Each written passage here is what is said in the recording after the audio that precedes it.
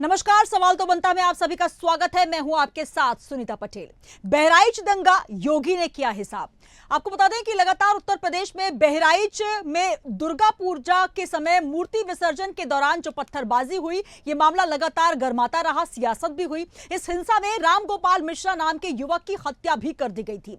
आरोपी नेपाल भागने के फिराक में थे। घटना वाले दिन से पुलिस इनके पीछे लगी हुई थी और आज पुलिस को इनकी लोकेशन हाथ लगी, जिसके बाद इनको ट्रैक भी किया गया। जिन आरोपियों का एनकाउंटर हुआ उनके नाम सरफराज उर्फ रिंकू और मोहम्मद तालीम उर्फ सबलू बताया जा रहा है। राम गोपाल मिश्रा की हत्या के बाद बहराइच में हिंसा फैल गई। भीड़ ने बड़े स्तर पर तोड़फोड़ और आगजनी की। भीड़ ने घरों, दुकानों, शोरूम, अस्पतालों, वाहनों आदि में आग भी लगाई, जिसके बाद बहराइच पुलिस ने कई अज्ञात और कुछ नामजद लोगों के खिलाफ केस दर्ज किया था। इस बीच अब्दुल हमीद की बेटी रुखसार का बयान सामने आया। रुखसार ने कहा कि कल शाम 4 बजे मेरे पिता अब्दुल हमीद मेरे 2 भाइयों सरफराज और फहीम और एक अन्य युवक को यूपी एसटीएफ लेकर गई। मेरे पति और मेरे बहनोई को भी उठा लिया गया। हमें डर है कि वे मुठभेड़ में मारे जा सकते हैं। तो वहीं अब इस पर सियासत भी भरपूर हो रही है। अखिलेश यादव ने इसे डराने वाली कार्रवाई बताई, तो वहीं कांग्रेस ने भी कई सवाल उठाए हैं। जिस दिन हिंसा हुई थी उस दिन योगी ने ट्वीट करके कहा था कि किसी को भी बख्शा नहीं जाएगा। वहीं पीएम मोदी ने भी योगी मॉडल की तारीफ की है। उन्होंने कहा कि योगी जी अच्छों की गर्मी उतार रहे हैं और अब इसे विपक्षी दल किसी और रूप में देख रहा है।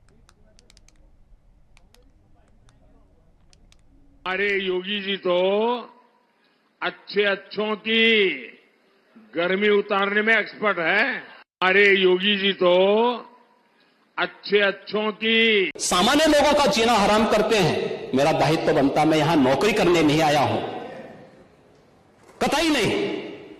मैं यहां पे इस बात के लिए आया हूं कि अगर वो करेगा तो भुगतेगा भी फिर, और इसीलिए मैं यहां पे आया हूं कि हम लोग उससे लड़ेंगे। ये लड़ाई हमारी सामान्य लड़ाई नहीं है, ये प्रतिष्ठा की लड़ाई भी नहीं है। मुझे प्रतिष्ठा प्राप्त करनी होती तो मुझसे से ज्यादा प्रतिष्ठा अपने ये पहले से फर्जी इनकाउंटर करा रही है, चाहे वो मंगेश यादव का हो, अजीत प्रताप सिंह का हो, चाहे ये बहराइच, ये केवल और केवल अपने फेलिवर को, अपनी कमियों को छिपाने के लिए की। आम लोग जानते हैं, आम लोग ये बात जानते हैं, और आप तो पत्रकार लोग हैं, बुद्धिजीवी हैं, और पड़ोसी जिले का मामला है। आप मुझसे बेहतर जानते होंगे कि ये घटना हुई नहीं है, घटना कराई गई है, और कराई गई के लिए दोषी कौन होगा?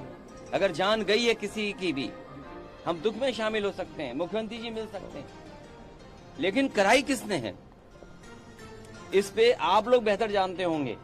यहाँ एक कोई पत्रकार ऐसा नहीं है जो न जानता हो कि ये घटना रोकी जा सकती थी। किसी की जान नहीं जाती। अगर जान गई है, हम दुख बांटने से ज्यादा, जो आज सरकार भी दुख बांट रही है, सरकार को इस बात पे दुख करना चाहिए था कि घटना क्यों हो गई, होनी नहीं चाहिए थी। ये पहले से फर्जी इनकाउंटर करा रही है, चाहे वो मंगेश यादव का हो, अजीत प्रताप सिंह का हो, चाहे ये बहराइच, ये केवल और केवल अपनी फेलिवर। तो एनकाउंटर हुआ सरफराज उर्फ रिंकू और मोहम्मद तालीम उर्फ सबलू, और हत्या का मामला राम गोपाल मिश्रा, जो कि बहराइच हिंसा को लेकर लगातार अब कई सवाल भी उठ रहे हैं, जहां पर पुलिस को इनपुट मिला कि 2 आरोपी नेपाल भागने के फिराक में हैं, जो कि मुख्य आरोपी हैं। लेकिन उसके बाद अब सियासत गर्मा गई है, जहां पर अखिलेश यादव भी आरोप लगा रहे हैं उत्तर प्रदेश में कानून व्यवस्था ध्वस्त है, तो वहीं कांग्रेस कह रही है कि कमियों को छुपाने के लिए एनकाउंटर किया जा रहा है। इसके बाद अगर बात की जाए तो वैसी का कहना है कि सीएम के ठोक देंगे नीति सब जानते हैं। तो वहीं परिवार की सदस्य रुखसार, जो कि अब्दुल हमीद की बेटी है, और उनका यह भी आरोप है। चलिए क्या कुछ कहा पहले आपको सुनवा देते हैं, उसके बाद बात करेंगे। मैं बहराइच के वानागंज की रहने वाली हूँ। मेरा मायका महाराजगंज में है। रविवार को जो वहाँ दंगा हुआ है, उसमें जिस आदमी की मृत्यु हुई है, उसका इल्जाम मेरे पिता और मेरे भाइयों पे आया है। मेरे पिता का नाम अब्दुल हमीद और मेरे भाई का नाम सरफराज अहमद और मोहम्मद फहीम है। उस दंगे के बाद 14 तारीख को एसटीएफ की टीम मेरे घर पहुंची और वहाँ केवानागंज पहुंची, मेरे ससुराल, और वहाँ मेरे घर की तलाशी ली।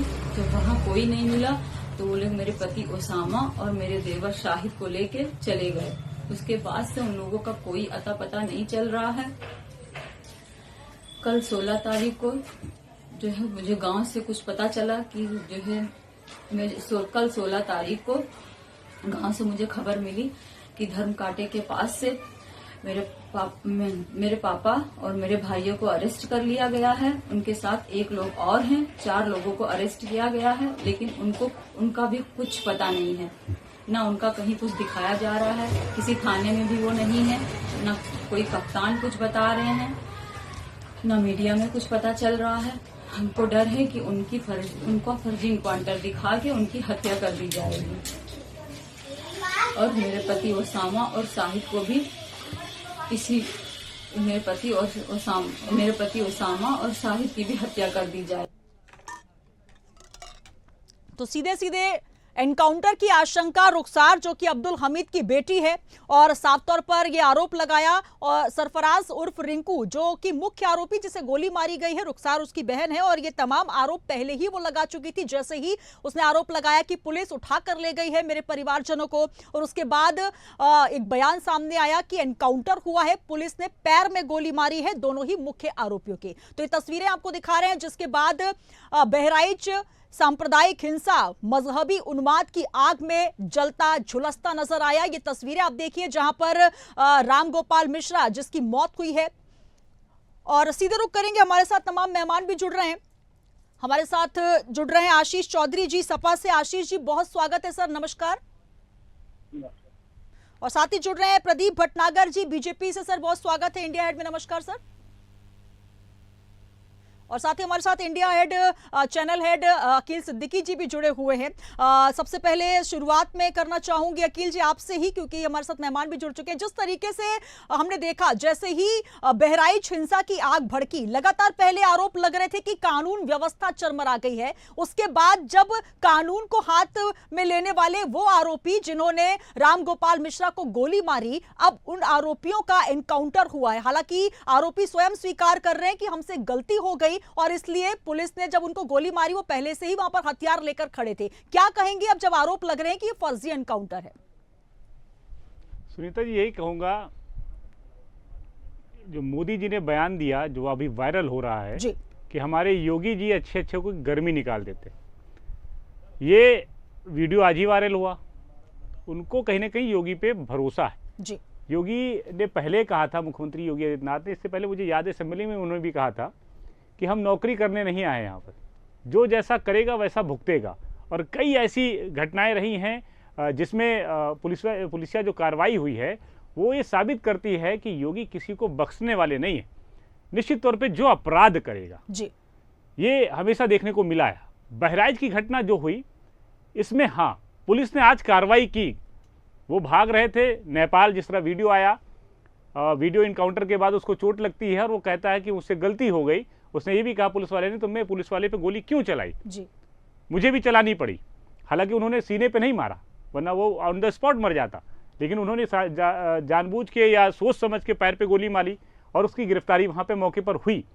लेकिन कहीं ना कहीं सवालिया निशान जरूर सुनीता ये खड़ा होता है कि जिस समय ये घटना हुई थी दंगे से पहले 25 मिनट तक पुलिस क्या कर रही थी, ये सवाल बनता है। निश्चित तौर पे अगर ये सवाल मैं प्रदीप जी से ही पूछ लेती हूँ। प्रदीप जी, आज एनकाउंटर हुआ है, देखिए निश्चित तौर पर जो भी कानून को हाथ में लेगा उसको कानून सबक सिखाएगा, ये बेहद जरूरी है। योगी जी भी कह चुके हैं कि किसी को बख्शा नहीं जाएगा। और आज जब नरेंद्र मोदी जी का ये वीडियो वायरल हो रहा है उसके बाद कि अच्छे अच्छों की गर्मी योगी जी निकालते हैं, निश्चित तौर पर देखिए कानून को हाथ में लेने का अधिकार किसी का भी नहीं है और धार्मिक सौहार्द को अगर कोई बिगाड़ता है तो निश्चित तौर पर। लेकिन सबसे बड़ा सवाल, जैसा कि अकील जी भी कह रहे हैं कि उस समय पुलिस क्या कर रही थी, ये सवाल लगातार उठ रहे हैं। हालांकि आज पुलिस ने एनकाउंटर किया है, आरोपियों को पकड़ा है, लेकिन उस समय की जो स्थितियां थी, कहीं ना कहीं अगर पुलिस सजग होती, वो जो रूट था उसको लेकर एक अलग तरीके से अगर प्लानिंग की गई होती तो शायद आज राम गोपाल मिश्रा जिंदा होता। बिल्कुल, देखिए जो सवाल आपने मुझसे शुरुआत से करे, मैं पहले तो पुलिस के ऊपर जवाब दे देता हूँ जी। तो पुलिस की वर्दी होती है वो देश के और जो प्रदेश के लोग रहते हैं उनकी सुरक्षा के लिए होती है, और दूसरा वो काम होता है। पुलिस की कोई धर्म नहीं है, कोई जात नहीं होती है, पुलिस सबके लिए है जी। तो आपने 25 मिनट की बात करी है, देखिए व्यवस्था जो होती है वो कार्यक्रम के अनुसार और किस रूट से निकलना उसके अनुसार पुलिस सुरक्षा व्यवस्था लगाती है। जिस समय ये मामला आया, देखिए मैं नहीं बोलना चाह रहा मगर मुझे आज बोलना पड़ेगा थोड़ा सा, जब आपने सवालात ही करें जी, कि हमने भी और आपने भी वो वीडियो दिखाई है जिसमें कह रहे थे लोग ये मिनी पाकिस्तान है, मिनी पाकिस्तान। ये मिनी पाकिस्तान का मतलब क्या है? क्या भारत के अंदर पाकिस्तान एक और ही बनाना चाहते हैं या बन रहा है? तो लैंग्वेज जो सुनने में वहाँ के लोकल लोगों की आपकी मीडिया के माध्यम से जो सुनी गई मिनी पाकिस्तान जी। पहली चीज। दूसरा चीज ये है कि वो कह रहे थे कि हमारे क्षेत्र से आप नहीं निकालेंगे इतना कार्यक्रम, जो आप मोटी विशेष कार्यक्रम धूमधाम से ले आ रहे, नहीं जाना है तो चुपचाप साइलेंट जाइए। और भारतीय मीडिया ने ये भी बताया कि पत्थरबाजी की प्री प्लानिंग पूरी तैयार थी, स्क्रिप्ट लिखी गई थी कि हम इस डीजे के ऊपर ये गाना बज रहा है, इसको बंद करने के लिए ऑब्जेक्शन उठाएंगे और फिर पथराव होगा जी। क्या एक अगर वो चढ़ के झंडा तोड़ रहा था, निकाल रहा था, क्या उसकी सजा गोली है? क्या कानून व्यवस्था नहीं मानी जाएगी? अगर वो अपराध कर रहा था या ठीक है वो झंडे में जो भी कर रहा था धार्मिक झंडे को, तो क्या उसको पकड़ सकते थे, उसकी FIR भी करा सकते थे, इसकी वीडियो बना सकते थे, सब कुछ होता। मगर क्या करा गया कि डराने के लिए एक समुदाय, हिंदू समुदाय को डराने के लिए 12 गोली मारी गई। मतलब 12 गोली के बदले जो हिंदू सभा कार्यक्रम वो निकल रहा था वो उन्होंने दिखाया भी, ये मिनी पाकिस्तान नहीं भारत है।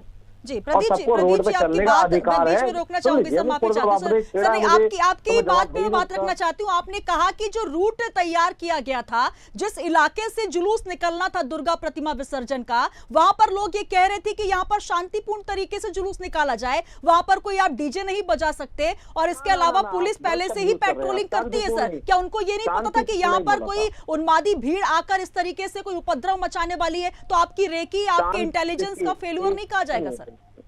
शांतिपूर्ण मत बोलिए, आप शब्द गलत यूज कर रहे हैं जी। नहीं मैंने कहा ना, आपने कहा बिना डीजे के लेकर उन्होंने कहा था कि यहाँ से डीजे नहीं बजेगा, चुपचाप जाएंगे आप यहाँ से। अब विवाद वहां पे शुरू हुआ। ये आज का भारत है? और जिसके दिमाग में फतूर घूम रहा हो कि मिनी पाकिस्तान, जो जहां तक मेरी आवाज सुनी जा रही है उसके दिमाग से निकाल दे।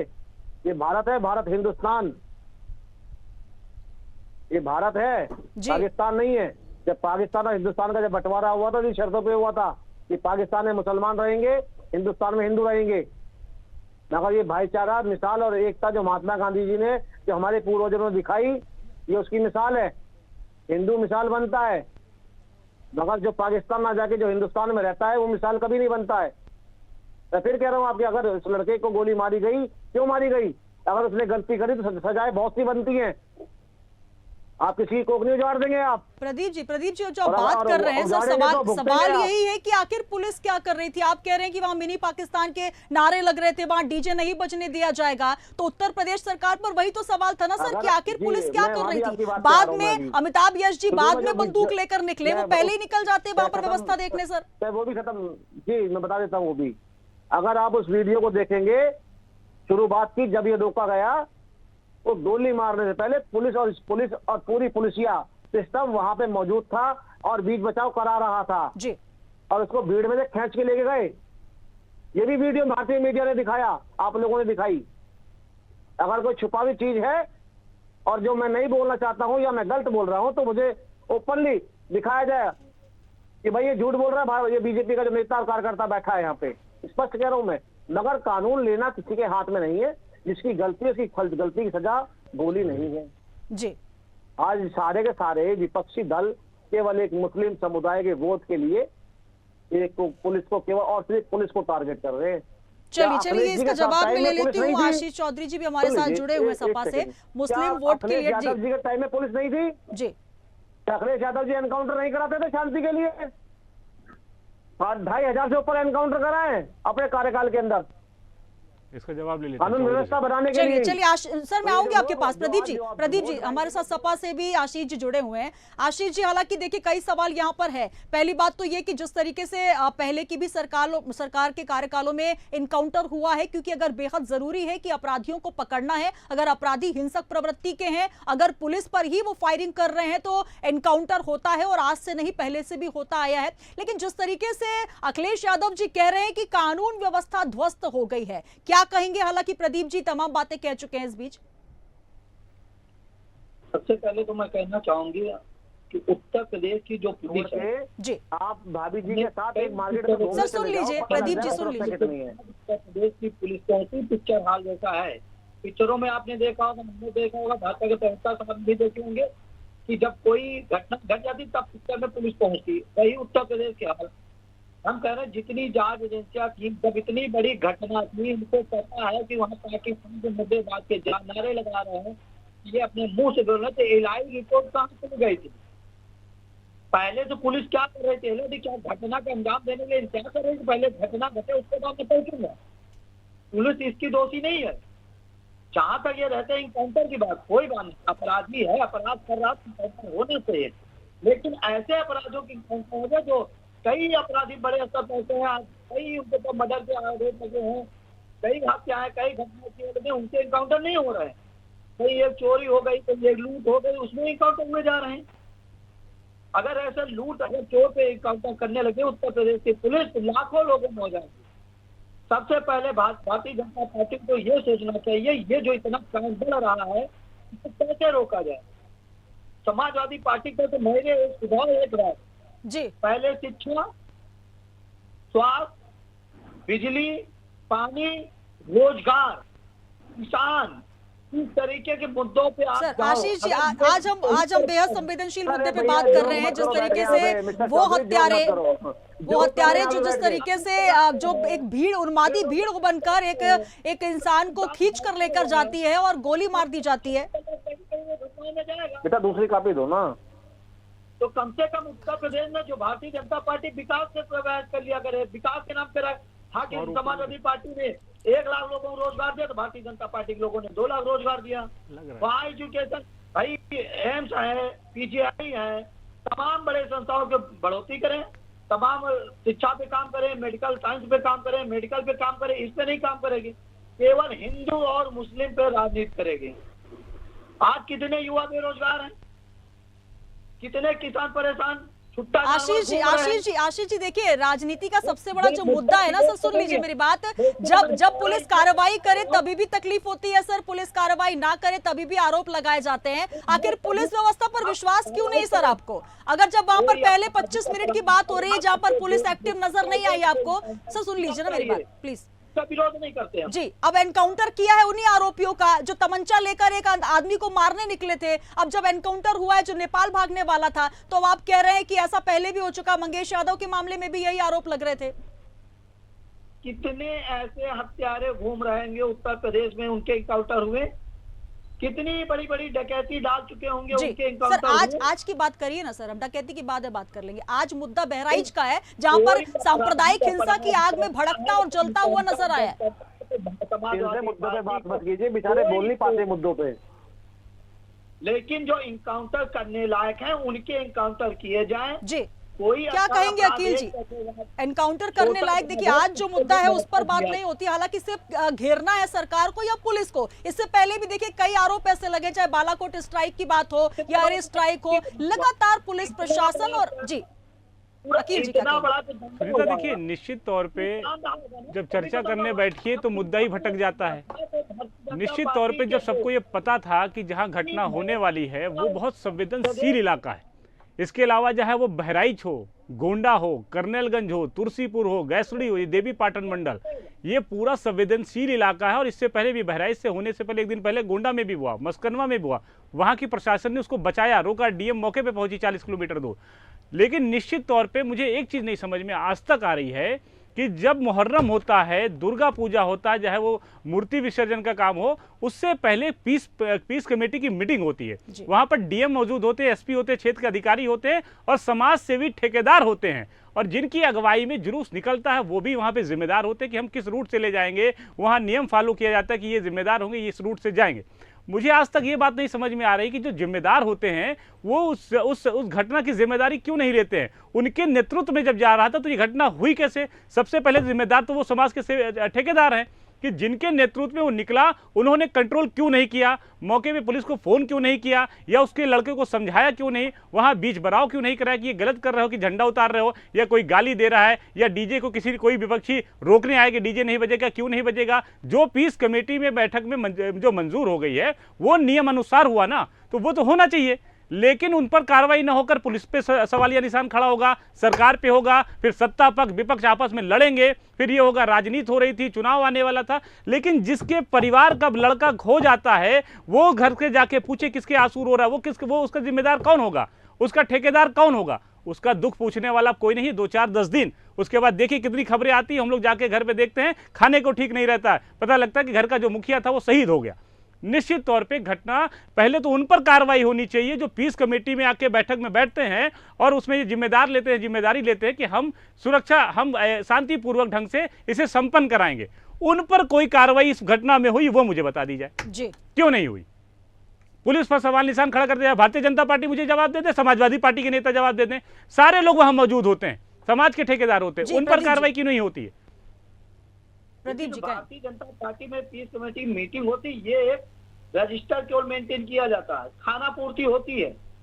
आप भी किसी पीस मीटिंग में गए होंगे भारतीय जनता पार्टी, मेरे बगल में तो थाना, मैं तो कई बार देखा हूँ, केवल वो खाना पूर्ति होती है, जो शासनादेश उसको खाना पूर्ति कर दे। सबसे बड़ी अहम बात, जब इतनी बड़ी वहाँ आप घटना बता रहे हैं, बहराइच पहले से ही जाना जाता है, तो उसमें एलआई क्या कर रही थी, वहाँ की पुलिस क्या कर रही थी, वहाँ के डीएम साहब क्या कर रहे थे, वहाँ के एसपी साहब क्या कर रहे थे, ये बताएंगे प्रदीप जी, बताएंगे इसका जवाब प्रदीप से ले लीजिए। प्रदीप जी बताइए, सुन लीजिए आशीष जी सुन लीजिए, प्रदीप जी बता रहे हैं, आपके सवाल का जवाब दे रहे हैं। तो बताएं जी, कहिए प्रदीप जी। मैं आपकी बात का जी सबसे पहले तो मैं आपकी बात का जवाब दे दूं, मेरा उत्तर प्रदेश कहीं भी संवेदनशील नहीं है, चाहे बहराइच हो, गोरखपुर हो, बलिया हो, मंझवा हो, कहीं भी संवेदनशील नहीं है। मैं इस शब्द का खंडन करता हूँ आपकी। सर आपने ही ये बात कही थी सर कि जहां पर पहले से ही कह दिया गया कि डीजे नहीं बजा सकते। आज आप हिंदुस्तान के किसी भी कोने में जाइए सर, दुर्गा प्रतिमाएं निकलती है, डीजे बजता है, गाने बजते हैं, लेकिन वहां पर सीधे कह दिया गया कि मस्जिद के सामने डीजे बज रहा है इसलिए ऐसी हिंसा हो गई। झंडा उतार दिया तो क्या गोली मार देंगे? कानून व्यवस्था भी होती है ना सर, FIR दर्ज करवाई जा सकती है। तो देखिए पहले एक मिनट सुन लीजिए, थोड़ा समय दे दीजिए। देखिए पहले तो मेरे भारत को या मेरे प्रदेश को आप संवेदनशील ना बोले जी, वो गलत है। और जो संवेदनशील लोग हैं ना, ये वो करते हैं, और संवेदनशील लोगों के लिए लाठी और गोली बनी हुई है और वो काम कर रही है। तो इसलिए संवेदनशील अगर जिस जो जगह होगी उसको उत्तर प्रदेश की पुलिस ठीक करना जानती है। पहले तो मैं स्पष्ट कर दूं पहले, और मैं आपके चैलेंज कर रहा हूँ आपके चैनल के माध्यम से, कोई अगर उत्तर प्रदेश या कोई जिला अगर संवेदनशील हो वो डीएम को बता दे, डीएम ठीक कर देंगे। हमारे डीएम साहब सर जिस गली से जुलूस नहीं निकल सकता सर हिंदुस्तान में, वहाँ आप बात कह रहे हैं कि हिंदुस्तान का वो इलाका संवेदनशील नहीं बोला जाए जहाँ से जुलूस निकालने के पहले ही बोल दिया जाएगा कि यहाँ पर गाने नहीं बजने चाहिए। सर इससे पहले हम इसी विषय पर दूसरे बीजेपी प्रवक्ता से बात कर चुके हैं सर, उनका कहना था कि ऐसे जुलूस को ही बंद कर देना चाहिए। बिल्कुल, मुहर्रम भी बंद कर देना चाहिए। बिल्कुल, फिर तो मुहर्रम नहीं, आपके बीजेपी प्रवक्ता कह रहे थे सर डिबेट में कि ऐसे जुलूस को ही बंद कर देना चाहिए। तो क्या हिंदुस्तान में त्योहार को ना मनाया जाए? मैं वही तो कह रहा हूँ, अगर कह तो रहे, अगर तो 12 वफात और जो होती है या जो क्या नाम निकलता मुहर्रम बंद कर देना चाहिए, फिर तो वो भी बिल्कुल बैन लगा देना चाहिए। सर यहाँ कानून व्यवस्था की बात हो रही है, चाहे जुलूस मुहर्रम का हो या दुर्गा प्रतिमा का, आखिर कानून व्यवस्था क्यों नहीं दुरुस्त होती? सबसे बड़ा सवाल यही है। आप मेरा समय चुरा नहीं है और आप मुझे बोलने नहीं दे रही। सर सही जवाब दीजिए ना सर, सवाल करें सुन लीजिए ना मैडम जी। सबसे पहले बता दो, एक भारतवर्ष के अंदर केवल एक जगह होती थी जम्मू कश्मीर संवेदनशील, और सरकार ने संवेदनशील को सीधा करके बिल्कुल सीधा कर दिया है, सीधी जलेबी कर दी है बिल्कुल, वो आपके सामने जी। और लॉ एंड ऑर्डर में कानून व्यवस्था में के अंदर वहां पे चुनाव हुआ सर, और नई सरकार चुन के आई है, और बहराइच को बेचता क्या है, और जो संवेदनशील एरिया वो बेचते क्या है। मगर जो आपने मिनी पाकिस्तानी वाली बात कही ना, वो चीजों को समझना पड़ेगा कि ऐसे शब्द क्यों यूज करे जा रहे हैं। हिंदुओं में दबाव बनाने के लिए ही उनके कार्यक्रमों में पथराव क्यों होता है, ये समझने वाली बात है। क्या दुर्गा पूजा निकले, क्या रामनवमी का जुलूस निकले, कोई निकले कार्यक्रम, कीर्तन प्रोग्राम निकले, उस पर पथराव क्यों होता है? सर ये जिम्मेदारी किसकी है प्रदीप जी, जिम्मेदारी किसकी है? जिम्मेदारी है उनके बापों की, जिनके वो बच्चे हैं जो पत्थर मारते हैं, उनकी सर, माँ सर, की गलती है। पहले तो सर भाषा का सही माँ बाप को इस्तेमाल समझाना करें। पड़ेगा उनके जी उनके प्रधानों को, मुखिया को समझाना पड़ेगा कि देश में रहना है तो सीधा सीधा रहना पड़ेगा। ये पुलिस प्रशासन हो, सरकार बैठी है सीधा करने के लिए। और फिर बता रहा हूं आपके चैनल के माध्यम से कि किसी भी रैली कार्यक्रम सभा में पथराव होगा उत्तर प्रदेश के अंदर, जी पुलिस और प्रशासन सीधा और हिंदी में समझाना आता है। तो इसलिए जी, आप भी वही भाषा का इस्तेमाल कर रहे हैं सर। समझाना आता है तो पहले नहीं समझाएंगे, पहले व्यवस्थाओं को दुरुस्त नहीं करेंगे, जब कानून हाथ में लेकर लोग वहां पर दंगा करेंगे, फसाद करेंगे, गोलियां चलाएंगे तो उसके बदले में एनकाउंटर कर दिया जाएगा। आखिर पहले क्यों नहीं व्यवस्था दुरुस्त की जाती सर? जिम्मेदारी किसकी? यही तो सवाल उठ रहा है शुरू से सर। देखिए, एक दंगा अगर कोई स्क्रिप्ट अगर साइलेंटली लिखी गई हो पत्थरबाजी की, जी पुलिस अपनी सुरक्षा में पुख्ता अगर ये बात आशीष जी कह रहे होते सर कि ऐसा होना चाहिए, सरकार तो आपकी है ना सर, डबल इंजन की सरकार है, कानून व्यवस्था क्यों नहीं दुरुस्त हो पा रही है ना? अभी आपने बोला ना, अभी आपने पहले उसमें राउंड में बोला था कि जिनको गोली मारी गई उन्होंने पुलिस पे गोली चलाई और उन्होंने कबूला। और आप वही स्टेटमेंट है जिनको अभी गोली पकड़ा, क्यों छाती में गोली क्यों नहीं मारी, उनके पैर में गोली क्यों मारी? अगर छाती में गोली लगती तो सरकार और पुलिस की गलती थी, पैर में गोली मारी तो गलती थी क्या? गोली का काम गोली से होगा क्या? अगर पुलिस चाहती तो एनकाउंटर कर सकती थी, मगर पुलिस ने गोली पैर पे चलाई। और आपने वीडियो सबने दिखाई कि किसी पुलिस वाले पूछा, भाई तूने हम पे गोली क्यों चलाई? जब हमें गोली चलानी पड़ गई, क्या हम भागना चाहते इसलिए हमने गोली चलाई? और तो आप ये चीजों को समझिए। आप अगर कोई चीज वीडियो पे तो दुनिया देख रही है, उनको समझिए। चलिए, समय की कमी है सर, आशीष जी क्या कहेंगे? देखिए, अगर कहीं पर घटना घटित होती है, कहीं किसी इलाके में अगर ये प्रतिबंध लगाया जाता है कि इस इलाके से निकलना है, और अगर आप वहां पर कोई डीजे बजाते हैं वो आपको नहीं बजाने दिया जाएगा, और अगर इस तरीके से कोई कानून हाथ में लेता है तो सरकार और प्रशासन की जिम्मेदारी बनती है कि अपराधियों को पकड़ा जाए। अगर अपराधी हाथ में तमंचा लेकर घूमेंगे, पुलिस पर फायरिंग करेंगे सर, तो एनकाउंटर तो होगा ना सर, और गोली तो पैर में लगी है, फिर क्या तकलीफ हो रही है? शासन प्रशासन दोनों फेल था। इतनी बड़ी घटना, मैंने पहले कहा कि कोई बिना प्लान के नहीं हुआ होगा, तो जब प्लान बना तो वहाँ ये प्रशासन क्या कर रहा था उसको जानकारी क्यों नहीं पाई? क्या योगी सरकार वहाँ प्रशासन को क्या वहाँ हटाएगा, सस्पेंड करेगा या कुछ भी करेगा, कोई कार्रवाई करेंगे? क्योंकि अगर ये पुलिस की ही लापरवाही, उत्तर प्रदेश के हाथ जनता जानती पूरी तरीके से लापरवाही है, क्योंकि वहां इतने बड़े दंगा प्री प्लान के नहीं हुआ गया, डीजे बंद करा देना है, पाकिस्तान के जिंदाबाद के नारे लग जाना है, ये सब क्या है जी? यह कहीं न कहीं प्री प्लान था। क्या कहेंगे? इन दिन जो प्री प्लान था, पुलिस को जानना चाहिए, पुलिस सबसे पहले उठा के इनको निश्चित तौर पे ये केवल एक दूसरे के ऊपर आरोप मढ़ रहे हैं निश्चित तौर पे, लेकिन जिसका परिवार का बच्चा चला गया उसे दर्द कुछ दिन लोग समझेंगे। हालांकि इसमें कानून, एक सख्ती से कानून बनना चाहिए कि या तो जुलूस न निकले, और निकले तो जो नियम जो लागू किया जाए, रूल, उसे फॉलो किया जाए, और जो इसकी नेतृत्व करे उनके खिलाफ कार्रवाई होनी चाहिए। निश्चित तौर पे चाहे वो डीजे दुर्गा पूजा में हो, चाहे वो डीजे बाराफात में हो, चाहे वो मुहर्रम में हो, इसे बैंड करना चाहिए। हालांकि बहुत हद तक योगी सरकार ने इसे रोकने की कोशिश की है। लाउड स्पीकर लोगों ने मस्जिद और मंदिरों से उतार दिया कि ये पॉल्यूशन की कमी दिक्कत होती है इससे। लेकिन निश्चित तौर पे जब भी आप देखिए, अभी कुछ महीने कुछ साल बीते हैं, और उसके बाद फिर से चाहे वो दुर्गा पूजा हो, चाहे मुहर्रम हो, चाहे बाराफात हो, उसमें जब जुलूस निकलता है उसमें डीजे और तेज बजाया जाता है। निश्चित तौर पे कहीं ना कहीं कोई लोग बीमार होते हैं, उन्हें आपत्ति होती है जब वो मना करने जाते हैं, चाहे वो किसी समाज के हो, लेकिन कहीं ना कहीं उसमें वहाँ पर एक विवाद पैदा होता है, और उसमें जो 12 साल से लेकर 25 साल के उम्र के जो लड़के होते हैं वो उग्र हो जाते हैं, और वो अपने आप को कंट्रोल नहीं कर पाते, और जैसी ये घटना हुई है, ये घटना हो जाती है। जी, प्रदीप जी कुछ कहना चाह रहे हैं? जी देखिए, मैं छोटी सी बात है, ईद हो, बाराफात हो, कोई भी हमारे भारत के अंदर फेस्टिवल हो, उन सबको अधिकार है अपने तरीके से कार्यक्रम करने का, बनाने का, चाहे वो मुस्लिम का हो, चाहे हिंदू का हो, चाहे वो सिख का हो। तो मैं तो ये कहूंगा कि इससे किसी पे कोई बैन नहीं लगना चाहिए। अपने त्योहार सारे हिंदू मुसलमान कोई हो हर्षोल्लास से बनाना चाहिए, मगर पथराव नहीं करना चाहिए किसी के ऊपर भी।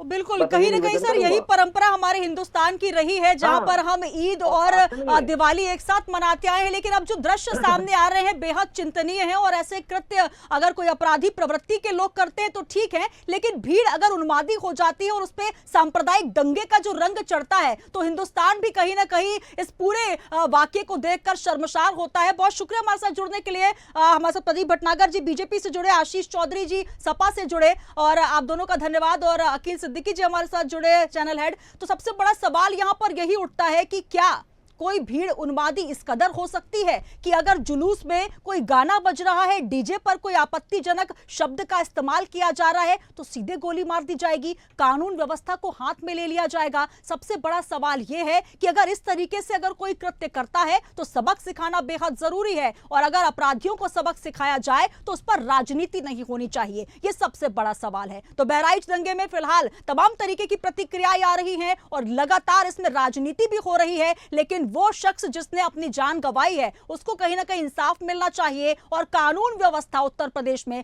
दुरुस्त होनी चाहिए। सवाल तो बनता है। मैं फिलहाल इतना ही, दीजिए इजाजत, बने रहिए इंडिया हेड के साथ।